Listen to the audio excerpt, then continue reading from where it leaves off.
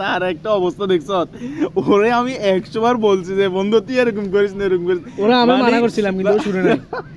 শুনে না, আচ্ছা ক্যাপশনটা দেখতো। আমার দেখে আসিস তো, যা খবর আছে। কিরে বন্ধু, আমাদেরকে কিছু বলে গেল নাকি? ওদের পাতা দিছিলাম আচ্ছা বাদ দে, আমরা আমাদের কাজ করি।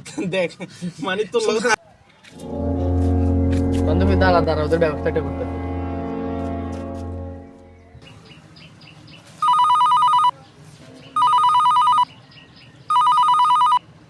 হ্যাঁ বাবু বলো। জান ক্যাম্পে একটা ছেলে আছে না, ওই যে পারভেজ, ও আমাকে দেখে হাসাহাসি করছে, কিছু একটা করো। কি তুমি দাঁড়াও, খবর করতেছি, তুমি কই আছো? আমরা ক্যাম্পাসের দিকে ঘুরে আসি, ভালো লাগতেছে না? আচ্ছা তুই ক্যাম্পাসে যা, আমি ওয়াশরুম থেকে আসি, আমি আসতেছি। আচ্ছা ঠিক আছে, আমি ক্যাম্পাসে আচ্ছা ঠিক আছে।